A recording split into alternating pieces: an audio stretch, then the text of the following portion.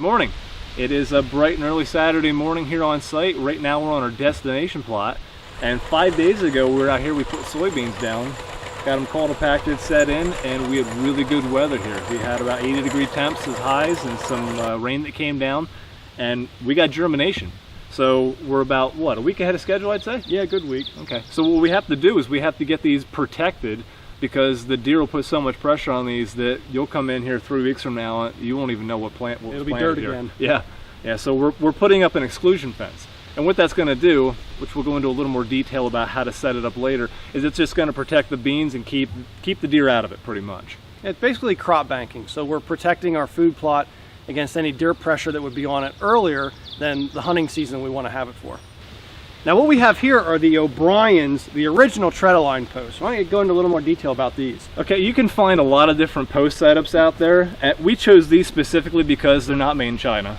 They're actually made in New Zealand. And if you go into a lot of the farm supply stores, you're always going to find something that's similar to this, but you're probably not going to find these unless they specialize in buying the O'Brien's post. These are a little bit more money, but as far as the reviews that I've read and a lot of the old guys that I've talked to, if you're going to use them for a bunch of years, this is what you want to buy. Really buy durable. the best, buy it the first time, and you don't have to keep on buying an inferior product. So that's why we chose the O'Brien's post. Now on the O'Brien's post, we're going to put on, it's actually a tape. Now they have a rope setup out there, and you can actually put a high tensile wire, but for the exclusion fence you want a little bit more contact to the animal, so we're putting up the tape, which has a woven fabric more or less with a stainless steel wire into the fabric. This has 9 wires put into it, and then what we're going to do is we're going to set up a charger, more or less an electric fence charger, that's going to put current through these in pulses. And so when the deer come up to it, they're going to hit that fence, going to give them a shock, and it's going to set them back a little bit. Now most people might say, well, the posts are only 32, 36 inches apart. A deer can jump 8 feet. And that's a valid point, but you have to understand that a deer's vision is different than a human's vision.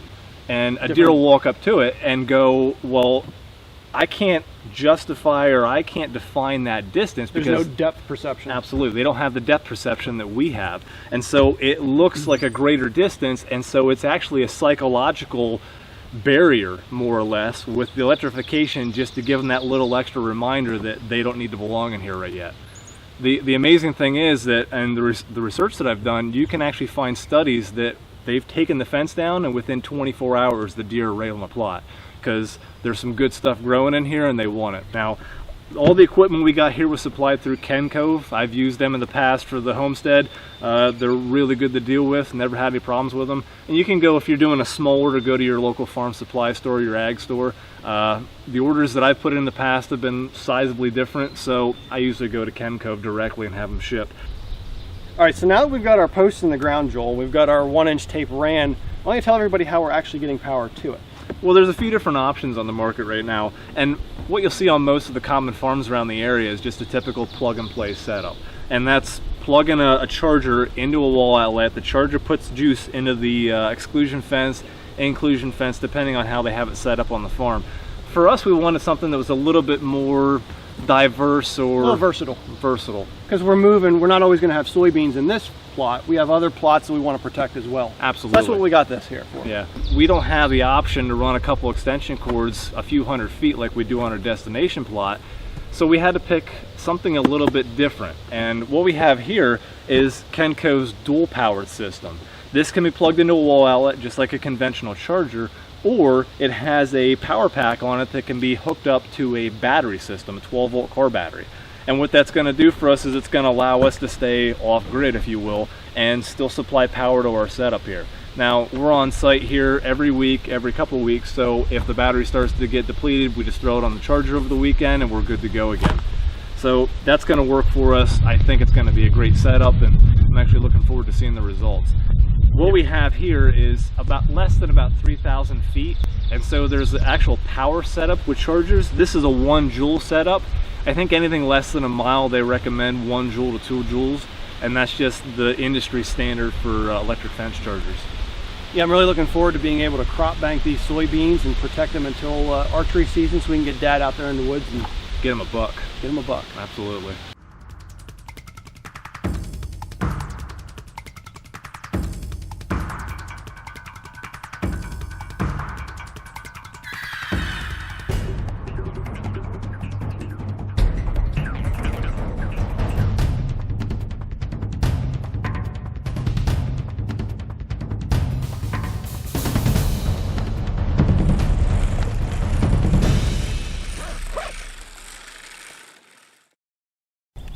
Okay, so we got our power unit hooked up, plugged in, and it's turned on.